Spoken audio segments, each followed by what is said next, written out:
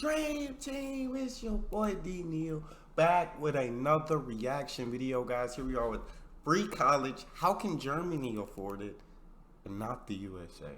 Now, before we dive into this, y'all know I need you to dive into the subscribe button, ring notification bell, get a video a thumbs up so it gets suggested. Social media, Patreon, all up top. If you want to subscribe to any of it, put all the links in the description. All you gotta do is hit the link, follow me, talk to me. Love talking to you guys, and I'm human. I talk back. You got a favorite video suggestion, subscribe to Patreon, or drop it in the comment section. Where we go?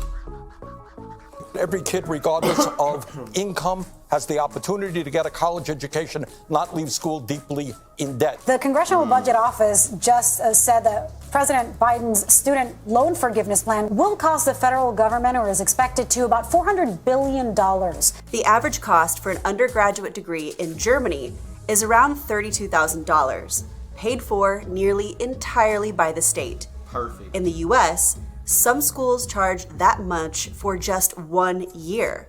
And they want you to come out of pocket for that. It doesn't make sense. It's baffling. Keep going. I'm sorry. Wes, some schools charge that much for just 1 year.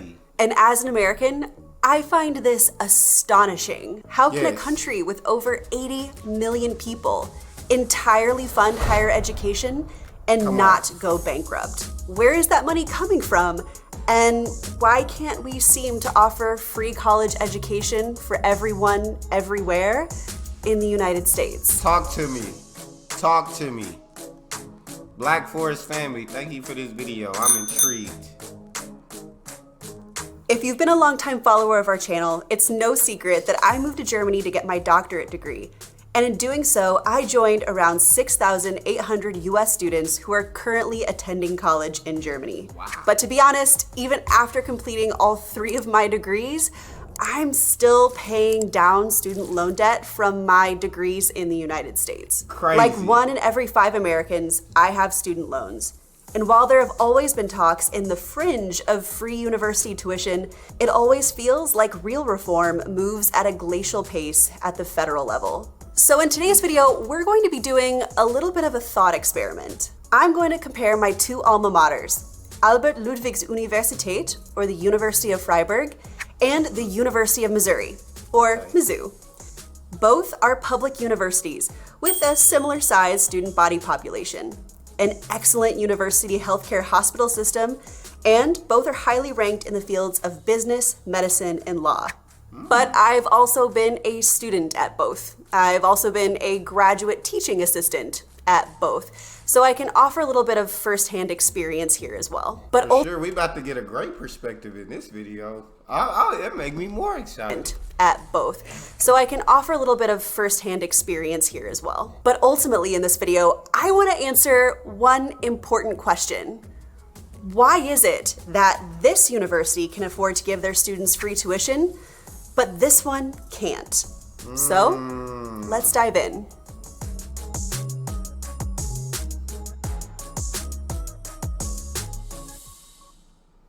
Tuition fees are a common method of co-financing university education in a variety of countries. And their importance in financing higher education has actually increased in recent times. In Germany, students had to pay tuition fees of around 120 to 150 German marks per semester until 1971, when they were abolished in response to the student movement of the 1960s.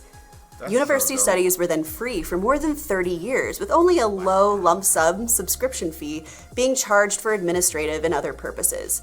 After a change in law, however, federal states were allowed to grant permission to universities to charge tuition fees. Subsequently, 7 of the 16 federal states reintroduced tuition fees of up to 500 euros per semester in 2007, with the aim of improving the quality of university teaching and study conditions. This introduction was accompanied by highly controversial discussions, student protesting, and after just a few years, the federal states re-abolished the fees, with the last state of Lower Saxony passing the resolution in 2013. So it's on us as the people. Basically, it's on us saying these students When they say you gotta pay, and we're talking about 500 euros a semester, which compared to the USA is still free. It's still free. But they said, hey, nah, we not having it. We're gonna protest until this gets changed. We're not paying this. Point blank simple. Not having it. And they abolished it a couple years later. They said, all right, well, the college is free. The people ain't having it. Okay, Germany. With the last state of Lower Saxony passing the resolution in 2013.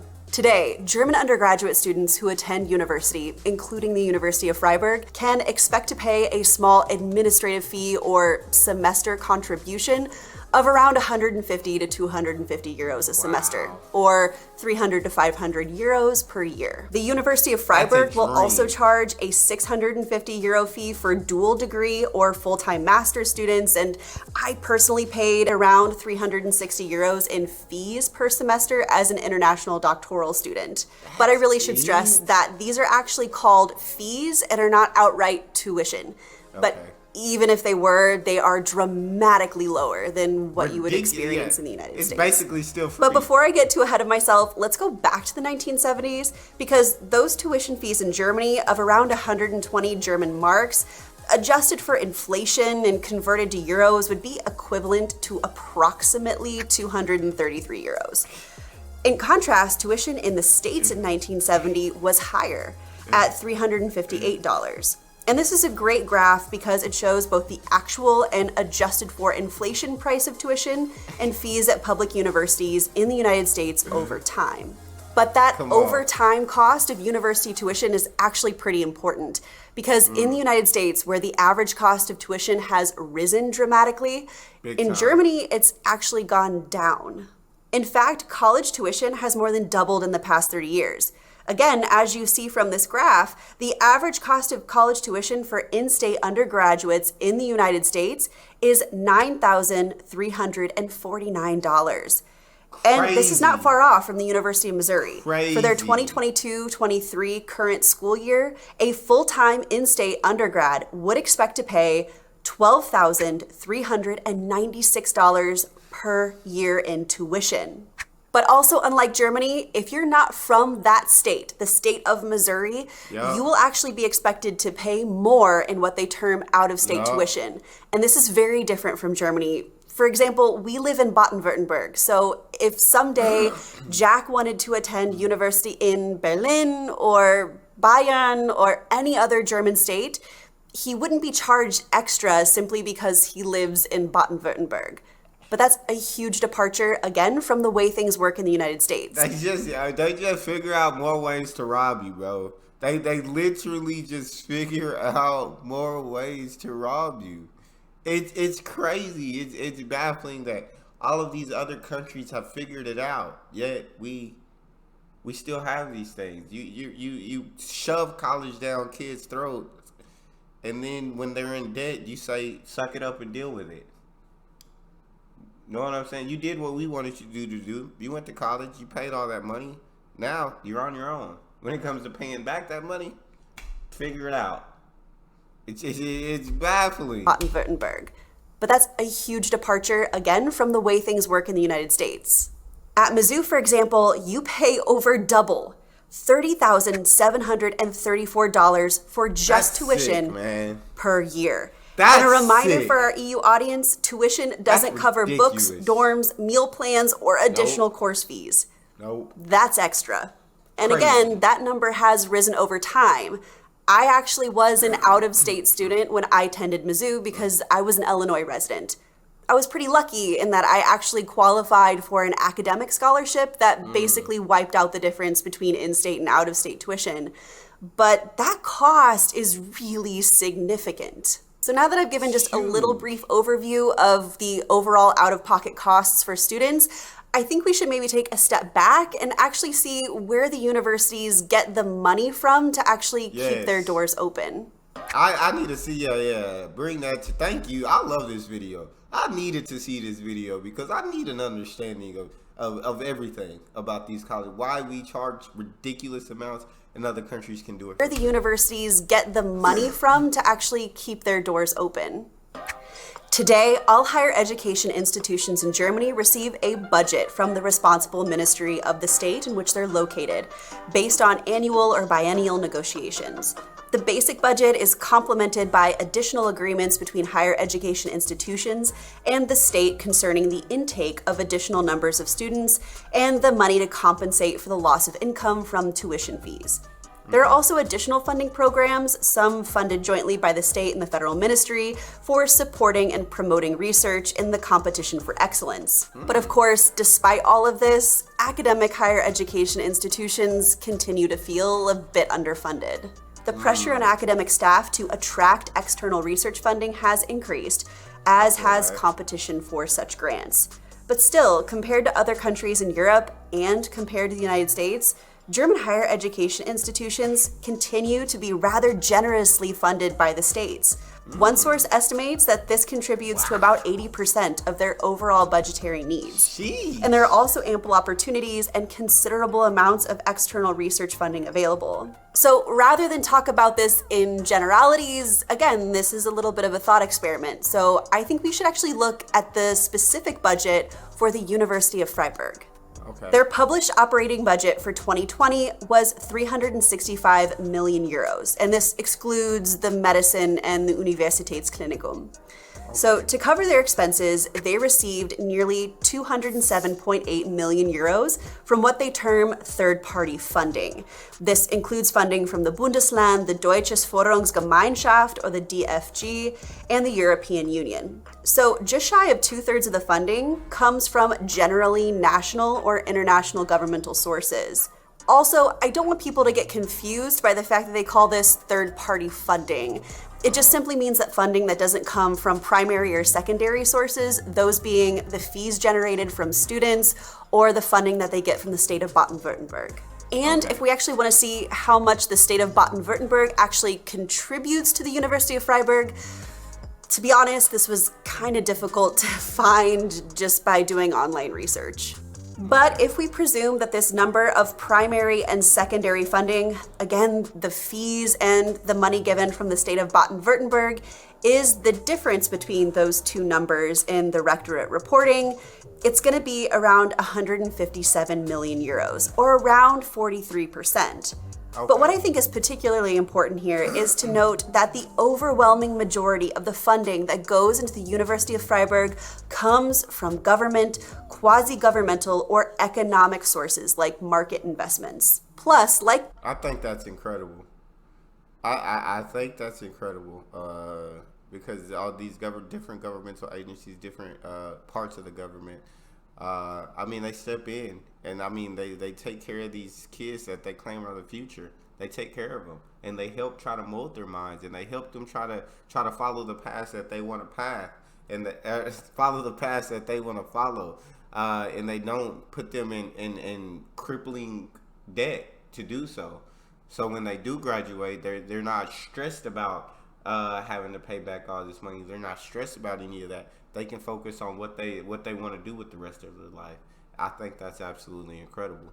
Quasi-governmental or economic sources like market investments. Plus, like public institutions in the United States, the University of Freiburg is required to report when they get funding from what they term other sources. So even if we take the liberty in saying that maybe those other sources are private donations from private people or private companies, it still only amounts to just shy of 12 million, just 3% of the overall budget. And that's very different from how public universities are funded in the United States. So without further delay, let's continue this little thought experiment by taking a look at the operating budget for the University of Missouri. The University of Missouri Curators, which is the administrative board that runs the university, recently announced approval of their 2023 budget for next year. And it's a whopping 3.9 billion with a B. God, that's over dang. 10 times the budget for the University of Freiburg. Lord. Now, to be fair, this number includes the university medical system, which the Freiburg calculations left out. It also includes their smaller satellite campuses in St. Louis, Rolla, and Kansas City. Plus, this Okay. is 2023, whereas my numbers for the University of Freiburg were from 2020. So, to keep this analysis as fair and comparable as possible, I'm going to go back 3 years and look at the University of Missouri's numbers from 2020. I'll also do my best whenever I can to separate out the costs. That's for the medical system. And I'll only be looking at the costs associated with the University of Missouri Columbia's flagship campus. So taking all of those parameters into consideration, the operating budget for 2020 at the University of Missouri at Columbia, which I'm gonna just reference as Mizzou from here on out, was $1.4691 billion. In other words, 4 times the budget of the University of Freiburg.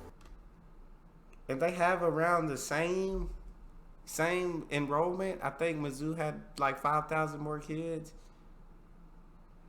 And it's 4 times? What are we paying for?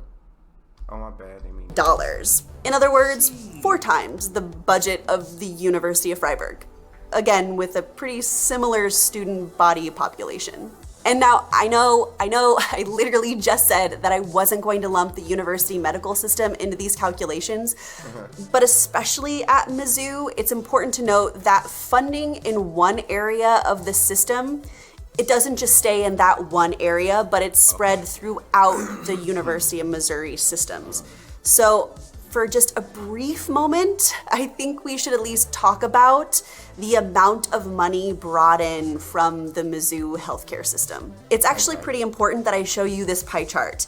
The most major source of revenue across the entire University of Missouri system is what is termed auxiliary and patient service revenues. In other words, how much money the university makes from offering services to the public, the bulk of which is healthcare and medical services. And you know, if you haven't watched our video before on the differences between American and German healthcare, I'll go ahead and put a link up at the top of this video if you want to go ahead and check it out. But really, this example of the University of Missouri is such a wonderful illustration of just how financially lucrative healthcare really is in the United States. Big time. And it's not just big pharma Big who time. profits. To be quite honest, the University of Missouri couldn't keep its doors open based off of its current operating budget if it didn't have the income from the treatment of healthcare patients. But you know, enough about the hospital, let's get back to the general budget. Tuition and fees at Mizzou brought in $266.8 million. State appropriations from the state of Missouri brought in $217.8 million. Grants and contracts totaled $241 million, and other notable items such as gifts, which are donations from private individuals or companies, and the endowment, which are inherited gifts, totaled just shy of $95 million. How much money the university gets from the federal government is actually a little bit more difficult to calculate since it comes from various entities. But Mizzou specifically received $20.4 million from federal Pell Grants and $16.9 million in federal appropriations. And while that might sound like a lot of money when you're just looking at the numbers, in reality it only accounts for about 2.5% of their total budget. But nonetheless, this is actually incredibly important because if we go back to the question I asked at the very beginning of this video, why can't the United States afford free college tuition at all public universities? Yes. It's because of this gigantic difference in what the state and federal government currently pays and what they would have to pay in order to cover just the difference in tuition. Yeah. In fact, they would need to double their current investment and then some, again, just to cover tuition, not including all of the other ways that the university makes money. This isn't exactly news to me. I mean, we've known for a long time now that American universities have been on a track of becoming more and more business-like in how they run their daily operations. They don't pay professors on a government-approved salary schedule like they do here in Germany. And the programs which bring in the most money in terms of gifts, grants, students, and publicity get the most money in terms of budget. And I'm going to give you just a small example of this. One of the courses that I taught was an AutoCAD class. Now, in a computer lab setting, I can teach around 15 to 20 students. And that's mostly just because I can't troubleshoot problems in real time with every student. as well as teaching them new skills if the class gets much larger than that. Now, a business professor, on the other hand, who maybe let's just say is teaching a lecture on the fundamentals of finance and accounting, they might be able to lecture over 100 students. God, so from the dang. university's perspective, if we assume that they pay us the same, which they don't, but even if they did, which professor is giving the university a greater return on investment? That makes sense. That makes sense, yeah. So you see, of course, which I guess commodity is like which professor is given, like she said, the greater return on investment, because that business professor is teaching or lecturing 100 kids at a time, whereas in the computer class you can only teach about 15 to 20 kids at one time. So the business professor is obviously providing more return on investment. Which professor is giving the university a greater return on investment? It's not me. And that's in part why many major universities in the US have dropped majors that don't return a profit. And they're typically those in the social sciences and humanities, including English, philosophy, and political science. Wow. And please, don't get me wrong. I do think that it is the university's job to provide students with practical knowledge and to give them the skill set that they need in order to be competitive in a modern workforce. Absolutely. Sure. But I also think that it's the job of a public research university to also give students theoretical knowledge and the ability to think critically in order to be adaptable in that competitive workforce. That's huge. Being able to think critically and adaptability are ridiculously huge when it comes to any job. When it comes to any job, she's 100% on the nose. Like she said, these universities now are more business minded. So, like, if you're not turning a profit, they're getting rid of these majors. It's for-profit system for sure. But I mean, that's the way most of America is based, so it's not surprising. But I mean, it would still be nice for these kids that don't really have the opportunity to go to college because of financial problems. It'd be nice if they had that opportunity. Keep it going. Critically in order to be adaptable in that competitive workforce. Today, the most prestigious universities in the West are still those that are defined by their humanities legacy. And without them, they would be essentially technical institutes. And in the meantime, across the United States, state governments are disinvesting in public higher education. And that means that universities are relying more and more on gift giving to fill the gap and trimming the fat when they have programs that aren't bringing in money. But to be honest, it really can't be understated how important gift giving specifically has become for major universities. In a little anecdotal note, the ink hadn't even dried on my diploma. And I hadn't even made my first student loan payment before I received a call from the University Alumni Association asking if I would give a donation to the university. All right, cool. $50 million, no problem. 20 million in 20s and 10 million in 10s. You want any fives with that? I'm still trying to pay you. Yo, I didn't get a call, but I got an email for sure. 10 million in 10s. You want any fives with that? I'm still trying to pay you.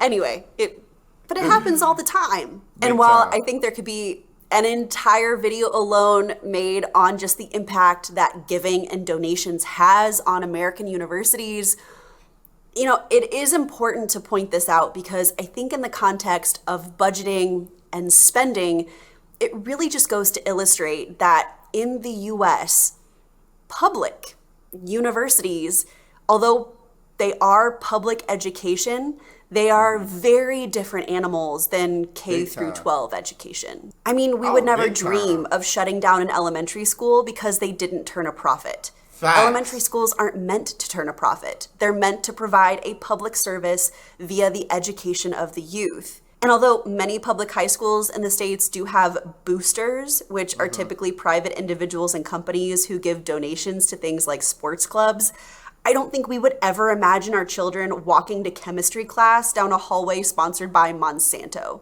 But that's totally the reality at Mizzou when you visit the Bond Life Sciences Center with the Monsanto Auditorium and the Monsanto Lobby. And here's the thing, despite nearly 60% of all jobs in the US economy requiring higher education, and the fact that the wage gap between people who have a bachelor's degree and people with only a high school education has nearly doubled since the 1980s, Americans, quite frankly, don't tend to see universities, technical colleges, or even community colleges as an extension of public education. And while 31 states do offer some form of free community college, eligibility considerations, including residency, income, age, and even your field of study, apply. Seriously, depending on your major, it might not actually even be free. And no shade to community colleges, but it's important to point out that not all of their programs are actually accredited.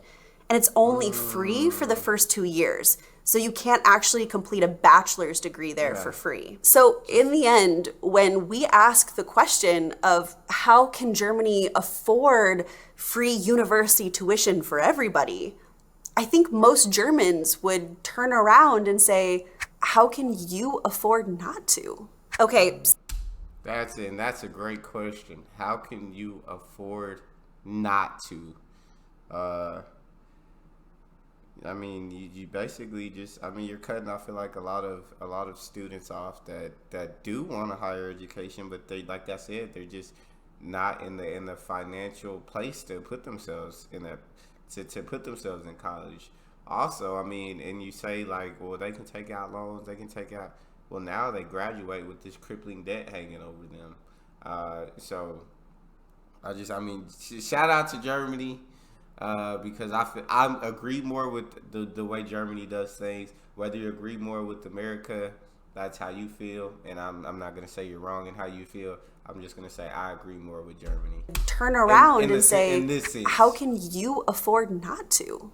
Okay, so if you've made it this far into the video with me, it's important that I give you a few baseline statistics just to provide some context here, because I can imagine that if you're an American watching this video, your knee-jerk reaction to what I've told you so far is to say, free college tuition isn't free. The money has to come from somewhere. And you already know that's what they think. You already know you free college tuition isn't free. The money has to come from somewhere. And you're right. It does have to come from somewhere. Europe also traditionally has higher taxes than the United States, which allows those countries to offer additional social services such as university healthcare, better public transportation, and free college tuition. The OECD released its 2021 report on the tax burden on earnings among member countries, and their report ranks the countries by their tax wedge percentage. And this is the dollar measure of the income tax rate. The countries below in the red arrows offer free college, with the exception of the United States. There are also other European countries that offer free college, but the countries that I'm highlighting below are the most well-known examples.